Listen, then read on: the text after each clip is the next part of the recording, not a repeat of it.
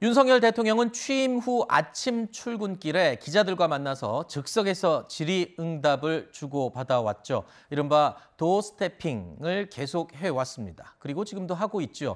어제 오늘은 건너뛰었습니다. 그런데 어제 오늘 연이어서 지방을 가는 일정 때문에 도어스태핑이 생략이 된 겁니다. 공교롭게도 지난 화요일 출근길에 인사부실 검증 지적에 대한 질문에 대한 대답으로 많은 비판을 받았죠. 바로 그 뒤에 이틀 연달아 이 도어스태핑을 건너뛴 셈이 됐습니다. 물론 직접적으로 연관됐는지 여부는 확인할 수 없습니다만 지방 일정 때문에 이 도어스태핑을 하지 않았다라는 게 대통령실의 이 설명인데요. 문제가 됐던 지난 화요일에 윤 대통령의 출근길 발언 다시 한번 들어볼까요?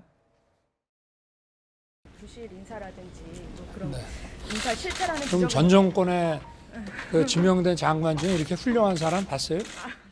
인사 취재를 하게 되면 가장 많이 듣는 말이 인사는 결국 대통령이 책임을 진다 이 말인데 그렇습니다. 지금 이 반복되는 문제들이 사전에 충분히 검증 가능한 것들이 많았거든요. 이게 인사 다른 정권 때하고 한번 비교를 해보세요.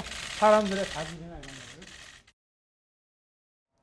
바로 저 발언 때문이었습니다. 누가 봐도 굉장히 언짢은 이 기분을 그대로 표현한 예민한 반응을 보인 대통령의 모습이었는데 이 발언 때문에 참 말이 많이 나왔습니다. 언론에서도 많이 비판을 받고 정치권에서도 공격을 많이 받았고 혹시 물론 대통령실에서는 지방 일정 때문에 이틀 쉬었다고 하지만 저런 논란 때문에 잠시 건너뛴 건 아닐까라는 생각을 지울 수가 없어요.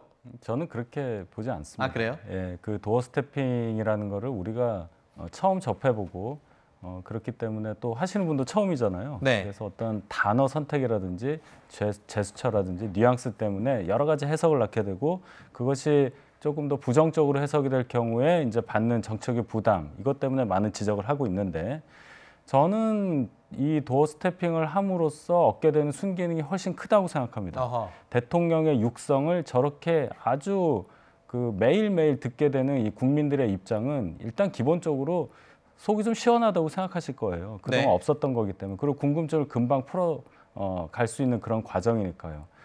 만약에 이걸 안 한다.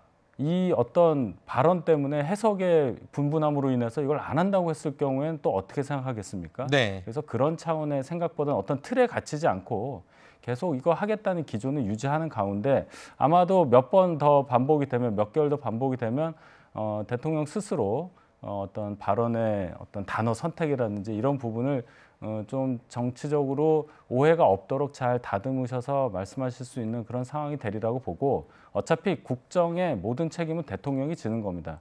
대통령이 직접 말씀하시지 않아도 공무원들이 하는 행동 또 정부가 또 당에서 하는 행동 모든 것이 다 국정과 연관되는 것들은 대통령의 책임으로 가는 것이기 때문에 네. 대통령께서 직접 발언하심으로써 국민들께 밝히는 이 과정은 계속 존중돼야 한다고 생각합니다. 네.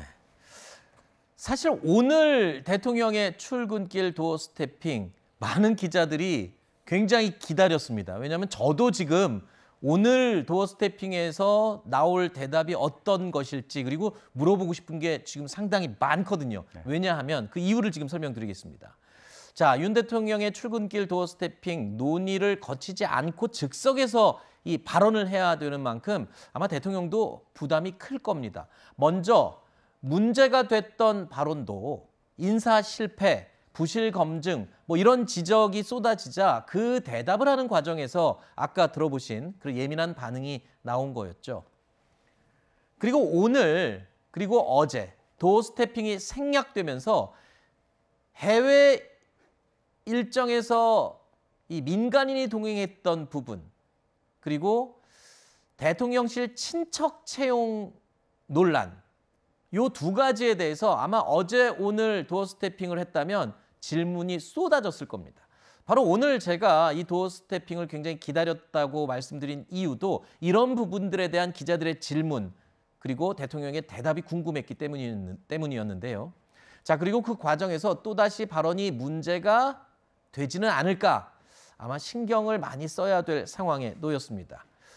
내일 도어 스태핑에서도 아마 이 질문은 계속 나올 거예요. 그러니까 대답을 들을 때까지 아마 기자들은 아침에 질문을 던질 것 같은데 이런 논란과 논란 그리고 또 부담감 때문에 일각에서는 도어 스태핑을 유지하더라도 웬만하면 좀 이제 형식이나 횟수를 좀 줄여야 되는 게 아니냐, 형식을 좀 바꾸고 이런 얘기까지 나와요. 왜냐하면 리스크가 너무 큰 게 아니냐 걱정하는 분들은 그런 지적을 하거든요. 그렇죠. 그러니까 뭐 본인이 하시겠다면 하는 거니까 네. 뭐 하고 안 하고는 본인이 결정할 문제이지만 옆에서 보는 사람 입장에서는 불안한 게 분명히 있어요. 네. 그러니까 즉석에서 발언을 하고 즉석에서 얘기를 하다 보니까 정무적 판단이 들어가지 않은 상태에서 얘기가 나오게 되고 그것이 이제 선언을 낳게 되면 지지율 하락에도 영향을 미치고 또 본인의 말 한마디는 대통령이시기 때문에 그 한마디 갖고 있는 무게감이 너무 크거든요.